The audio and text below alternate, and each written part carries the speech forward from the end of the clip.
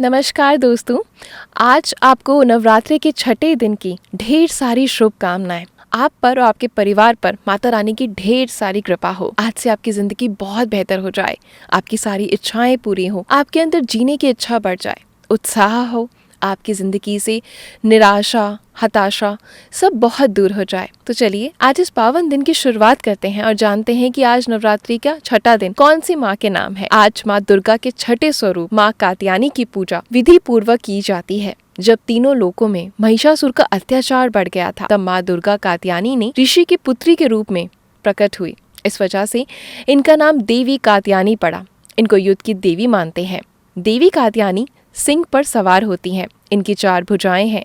ये अपनी एक भुजा में तलवार और एक भुजा में कमल धारण करती हैं, जबकि अन्य 2 भुजाएं में वर मुद्रा में होती हैं। सफेद फूलों की माला से इनका गला सुशोभित होता है। माँ कात्यायनी की पूजा गोधूली वेला में करनी चाहिए। तो चलिए कथा जानने से पहले शुरू करते हैं माँ कात्यायनी की आरती। आप भी मेरे पीछे पीछे गाएं। जय जय अम्बे जय कात्यायनी, जय जग माता जग की महारानी, वैजनाथ स्थान तुम्हारा, वहाँ वरदाती नाम पुकारा। कई नाम है कई धाम है, ये स्थान भी तो सुख धाम है। हर मंदिर में जोत तुम्हारी, कहीं योगेश्वरी महिमा न्यारी। हर जगह उत्सव होते रहते, हर मंदिर में भक्त हैं कहते। कात्यायनी रक्षक काया की, ग्रंथि कोट मोहे माया की। झूठे मोह से छुड़ाने वाली, अपना नाम जपाने वाली। बृहस्पति को पूजा करियो, ध्यान कात्यायनी का धरियो। हर संकट को दूर करेंगी, भंडारे भरपूर करेंगी। जो भी माँ को भक्त पुकारे, कात्यायनी सब कष्ट निवारे। जय माँ कात्यायनी की। तो यहाँ हमारी आरती समाप्त होती है।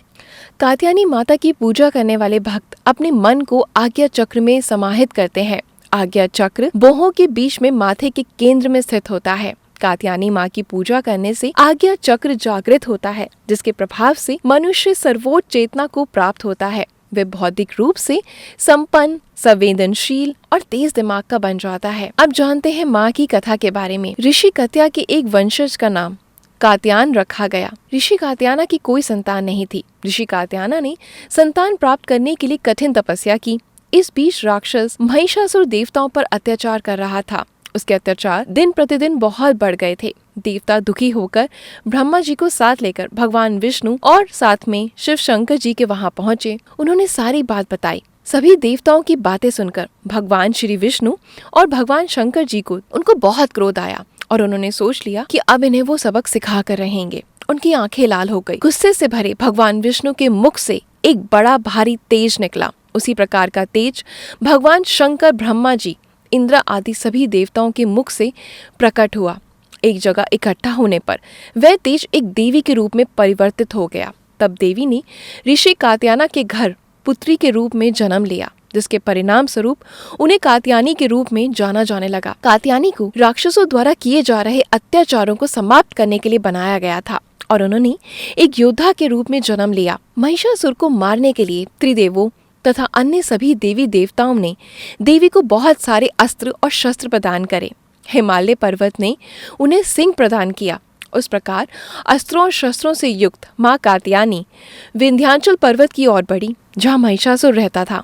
माँ कात्यायनी और महिषासुर के बीच में एक भयंकर युद्ध हुआ, जिस युद्ध में माँ कात्यायनी ने महिषासुर को हरा दिया और तलवार से उसका सर काट दिया। महिषासुर के वध को दुर्गा पूजा के रूप में मनाया जाता है, इसलिए माँ कात्यायनी को महिषासुर मार्दिनी भी कहा जाता है। आइए अब जानते हैं माँ कात्यायनी की पूजा विधि आपको किस प्रकार करनी चाहिए, जिससे माँ कात्यायनी की पूरी कृपा आप पर और आपके परिवार पर हो सके। माता कात्यायनी को प्रसन्न करने के लिए सुबह स्नान आदि से निवृत्त होकर लाल अथवा पीले रंग के वस्त्र पहने, माँ की फोटो के समक्ष घी का दीपक जलाएं, फिर कलश तथा माँ की फोटो पर लाल रंग का तिलक लगाएं। माता कात्यायनी लाल रंग को बहुत पसंद करते हैं, इसलिए माँ को लाल रंग के पुष्प अर्पित करें।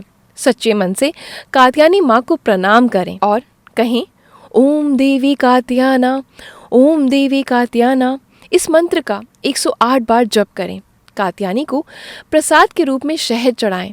माँ कात्यायनी की विधि विधान से पूजा करने से सभी प्रकार के भयों से मुक्ति मिल जाती है और निरोगी काया प्राप्ति होती है। यदि कुंवारी कन्याएं माँ कात्यायनी की पूजा करती हैं, तो उन्हें वन वांछित पति की प्राप्ति होती है। व्रज धाम में गोपियों ने कृष्ण भगवान को पति के रूप में प्राप्त करने के लिए माँ कात्यायनी की आराधना की थी। इसलिए कात्यायनी माता ब्रजमंडल की अधिष्ठात्री देवी बन गई। कात्यायनी माँ की पूजा करने से राहु और काल सर्प दोष से जुड़ी हुई परेशानियां दूर हो जाती हैं, कार्य क्षेत्र में सफलता मिलती है और जीवन में आ रही सभी कठिनाइयां दूर हो जाती हैं। आशा करती हूँ ऐसी वीडियोस आपको बेहद पसंद आ रही होगी, तो वीडियोस को जमकर लाइक किया करें, शेयर किया करें और चैनल को सब्सक्राइब कर दीजिएगा। धन्यवाद। अभी मुझे जाने की इजाजत दें और जाते जाते एक बार जोर से माता रानी का जयकारा लगाएंगे। बोल साचे दरबार की जय।